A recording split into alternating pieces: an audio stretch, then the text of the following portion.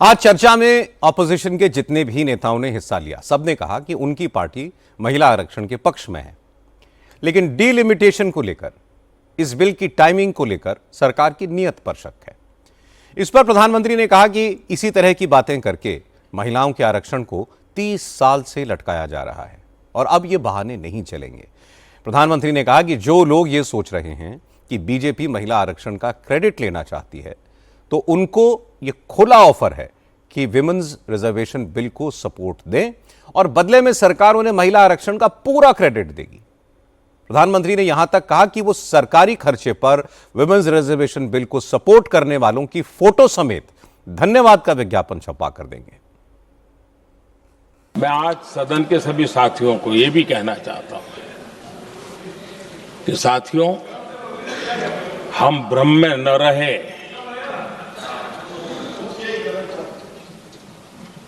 हम उस अहंकार में न रहे। और मैं हम शब्द प्रयोग कर रहा हूं।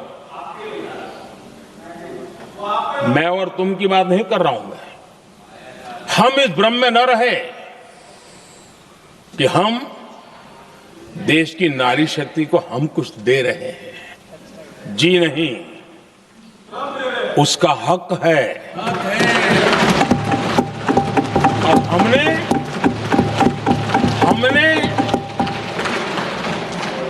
कई दशकों से उसको रोका हुआ है। आज उसका प्रायश्चित करके हमें उस पाप में से मुक्ति पाने का यह अवसर है।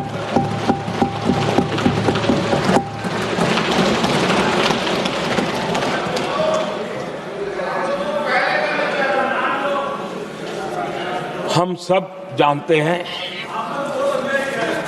हर एक ने कैसे चालाकी की हर बार, चतुराई की। बिल्कुल हम तो इसके पक्ष में ही हैं, लेकिन हम इसके साथ ही हैं। लेकिन हर बार कोई न कोई टेक्निकल पूंछ लगा दी इसको और इसको रोका गया। हर बार ऐसी चीजें लाई गई है। हिम्मत नहीं है कि हम 33% महिलाओं के आरक्षण का विरोध कर पाए। वो तो जमाना चला गया।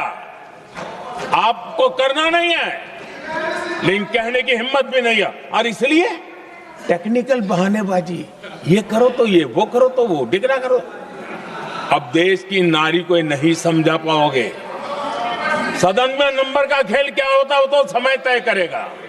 लेकिन ये पक्का है कि अब इन भांति भांति के बहानेबाजी, भांति भांति टेक्निकल मुद्दों के आधार पर चीजों को उलझा करके 3 दशक तक इसको अड़ंगे डाले, हमने फंसा के रखा। आपने जो अचीव करना था कर लिया, अब छोड़ दो ना भाई। 3 दशक कम पड़ते हैं क्या रोकने में?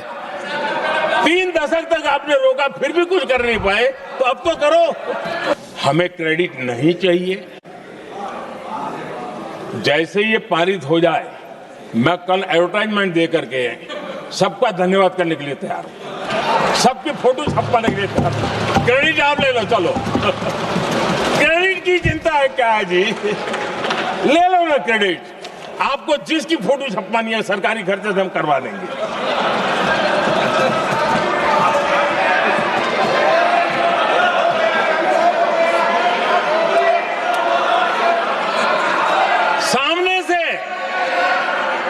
सामने से क्रेडिट का ब्लैंक चेक आपको दे रहा हूं।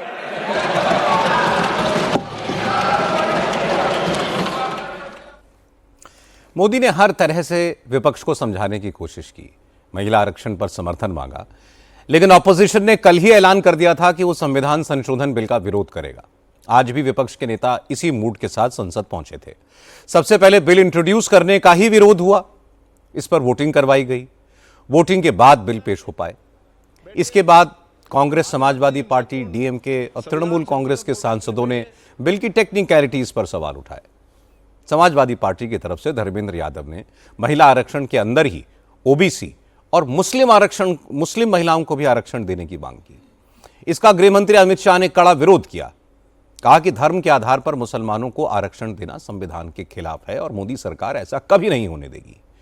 इस मुद्दे पर अमित शाह और अखिलेश यादव के बीच बहस भी हुई। आपको जल्दीबाजी क्यों है महिला विधेयक के पक्ष में हम? आप जनगणना क्यों नहीं कराना चाहते? ये अध्यक्ष महोदय, आप सेंसस ये इसलिए नहीं करना चाहते हैं कि जैसे ही जनगणना होगी हम सब लोग जाति गणना मांगेंगे, जाति गणना होगी तो हम आरक्षण मांगेंगे, इसीलिए आप लोग धोखा दे करके आना चाहते हैं। अखिलेश जी ने कहा जनगणना क्यों नहीं हो रही। मैं पूरे सदन के माध्यम से देश की जनता को बताना चाहता हूं, जनगणना का काम शुरू हो चुका है, जारी। 2, उन्होंने कहा कि हम जाति जनगणना का मांग करेंगे। मान्यवर, मैं आपके माध्यम से सदन को बताना चाहता हूं कि सरकार ने जाति की जनगणना करने का निर्णय ले चुकी है और जाति के साथ ही ये जनगणना हो रही है। माननीय सदस्य धर्मेंद्र यादव जी कह रहे हैं कि कॉलम नहीं है। उनको मालूम पड़ना चाहिए कि अभी घरों की गिनती हो रही है और घरों की कोई जाति नहीं होती है।